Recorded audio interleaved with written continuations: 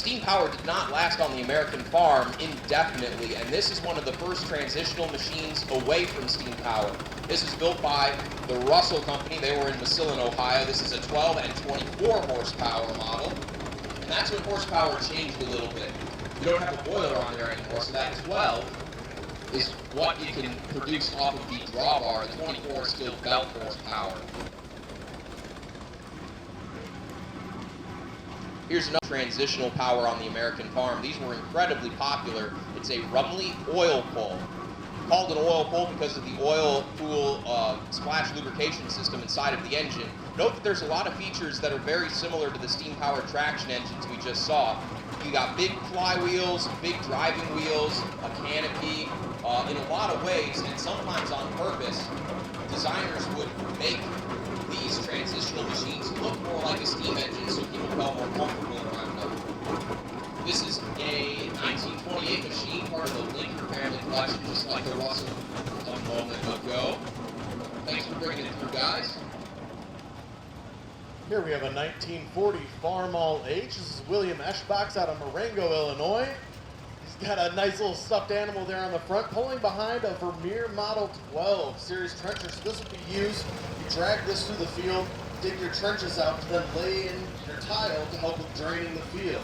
Very important piece of farm equipment there for any farmer. Now that was a 1940 H. This is a 19-something Super H. In the mid-50s, Farmall decided to upgrade all of their series of tractors. 1953, upgraded all their series of tractors, so this is a Super H. And essentially a Super H is just a more powerful version of the H with some added on things to make it easier for farmers to work on and use. All right, here we have another transitional era gasoline tractor. This is a Hyder. They were built in Rock Island, Illinois. This has got a 4-cylinder engine in it and a planetary transmission. So in order to shift this thing around or adjust the speed, the engine itself is on some slide blocks and the whole thing moves backwards and forwards. You can see some of that, those big rotating discs there. This is a 1919 Model C, 12 and 20 horsepower, part of the Schott family collection, so you can see it. Bringing it through. Another transitional era machine. This is a 3060 Altman Taylor, arguably one of the most successful gasoline prairie tractors produced. These are from Canton, Ohio, part of the Green family collection. Again, note the similarities to the steam engines. Massive flywheels, big drive wheels. Even the radiator on front somewhat resembles a boiler. I believe that Absolutely. You didn't see, so this machine again is from the turn of the century, and you did not start seeing tractors this big again until the 1960s. We'll hand the rest of the parade over to Adam. He's our resident expert on late model gasoline tractors. Oh, you're not getting off the hook that easy, man. Here we have a Farmall 350. This is 1957. This is Danny Wells out of DeKalb, Illinois. Farmall in the late 50s, they switched up their styling. A lot of the older Farmalls you'll see, they're just plain red. This has the red with the almost like a cream white color on there. 350 is the equivalent, I believe, from the C, which you'll probably see later. This is an Oliver Super 88. This is a 1957. This is Rod Miller out of Hampshire, Illinois. This is a row crop standard front end. We'll hear say row crop, we'll say here say row crop or regular. Some tractors here you'll see they have wider tires lower to the ground. Those are made for general farmers. Those are row crop, generally thin tires. The back wheels can usually be adjusted, and they're made for going in between rows. Here we have a 1950 John Deere B47 late style. This is Dow Swanson's out of Sycamore, Illinois. We say style with John Deere. John Deere in the late 30s, early 40s brought in Henry Dreyfuss from New York to restyle all their tractors. Previously, they'd just been basic sheet metal over the top. This is an Alice Chalmers D21 Series 2 turbocharged diesel. Here we have a 1946 Model H. This is Tyrus Swedberg out of Sycamore, Illinois. This is one of the early styled, I believe. Here we have a 1946 Model H. This is Joseph and Amanda Graham out of Sycamore, Illinois. Model H, essentially a smaller version of the A and B. And here we have a Model B. This is a 1940. This is also Joseph and Amanda Graham out of Sycamore, Illinois. The Model B was one of the most successful tractors that John Deere ever made. It was their most successful twin valve tractor. They sold over 300,000 of those. Here we have a John Deere MT. This is Joseph and Amanda Graham out of Sycamore, Illinois. Here we have a 1949 John Deere B.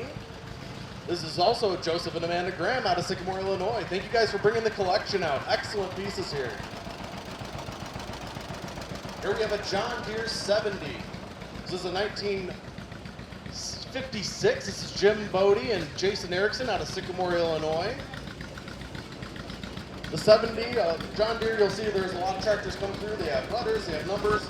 The letters came first, then they went to 2 numbers and then 3 numbers. The 70 was the twin number version of the Jeep. I believe this is our first unstyled tractor, Adam. What's the difference? Why did they do the styled versus unstyled? Well, this is the unstyled, so originally they just thought, well, we're just going to make them basic. We'll put the sheet metal over, make sure what needs to be covered is covered. This is Mike Bodie's Model B. They realized farmers liked styled tractors. Part of that was from Oliver. Oliver had a lot of really great styling with their tractors, so that's when John Deere brought in Henry Dreyfuss, a company from New York, and they redesigned everything. Here's a 1951 John Deere AR, the R standing for regular. This is James Bodie out of Sycamore, Illinois. Here's a 1944 Model BR. This is Jen Bodie's out of Sycamore, Illinois. We've got a 1922 Performing Deere. This is another transitional era tractor. This was at a point in time where companies like Performant were trying to figure out ways to build a machine that could successfully replace 2 or 3 horses on the farm. This would have been a 3-horse tractor.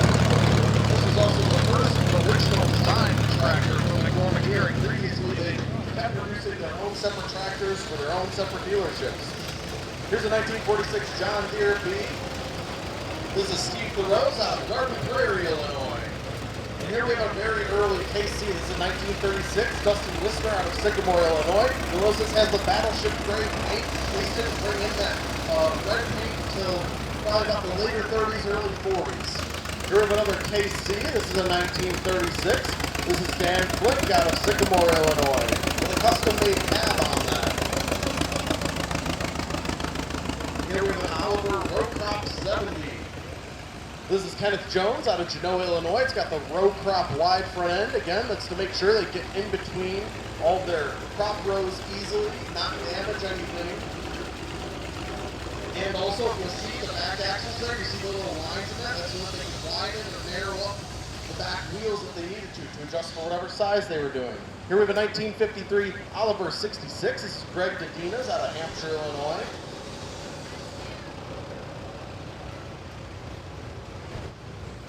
Here we have a 1953 Farmall Super M. This is Jim Quinn's out of Clare, Illinois.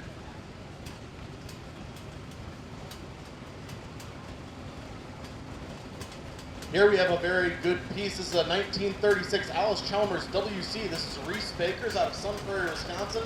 Alice Chalmers WC was a first for a couple different things. It was the first tractor to ever have rubber tires put on it. It was also one of the first tractors ever where they actually filled those rear wheels about 3/4 of the way with antifreeze type liquid so that it would give you some extra weight and traction. I do believe Alice Chalmers was the first company to put pneumatic tires on their machines as well. That's exactly what that is, yep. Here we got another product of the Advanced Rumley Threshing Machine Company there in LaPorte, Indiana. This one is a product of 1920. It's Model H, 16 and 30 horsepower. Owned by Jim Hoffman there in Henry, Illinois. Again, another transitional era tractor, but this would have been probably a plow machine, so it would recently replace 2 horses on very early mechanized farm. Why did they call those oil pulls? Oh, they had a splash oil lubrication system. Here we have a Farmall H. This is a 1945. This is Rick Happ out of Genoa, Illinois. Still has the steel wheels on it. A lot of tractors up even through the late 40s, even though a lot of them transitioned over to pneumatic rubber tires, still offered those steel wheels as an option. We have a Cub Lowboy. It's a 185 turbo diesel. It's a 1974. This is Gordon Bruckner out of Sycamore, Illinois. The Cub Lowboy was an offshoot of the Farmall Cub, which you'll probably see one of those come through later. Here's a John Deere LA. This is a 1942. This is Gordon Bruckner's out of Sycamore, Illinois. The John Deere LA is a bigger version, stronger version of the John Deere L. It looks than the other John Deere tractors because that was actually developed in Dubuque, Iowa, as opposed to at the Waterloo. Here is John Deere D. This is one of the most successful tractors, one of the first commercially successful tractors that John Deere made, one of their first mass-produced ones, and it had a production run of about 30 years.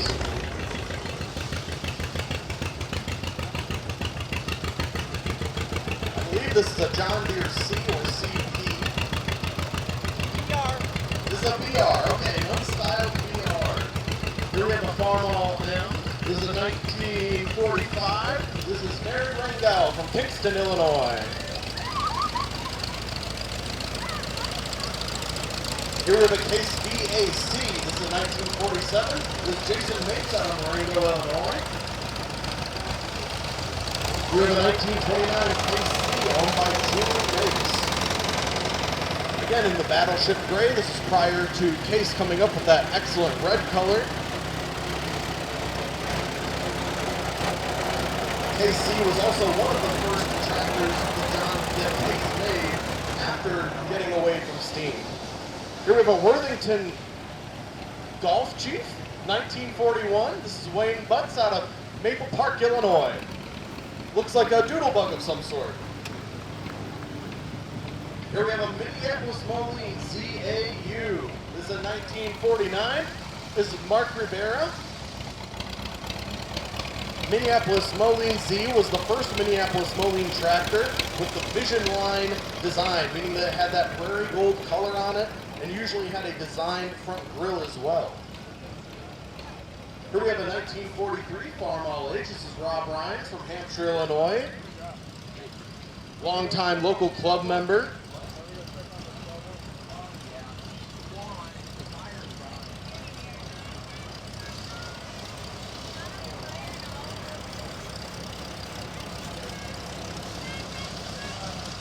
Alice Chalmers B. It's a 1938 14 horse. Matt Woodridge out of St. Charles, Illinois.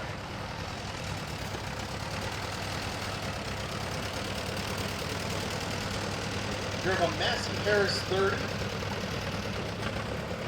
This is a 1948. This is Stuart Butts out of Maple Park, Illinois. Here we have a John Deere 830 diesel. This is a 1959. This is Nick Rivera out of Gilberts, Illinois.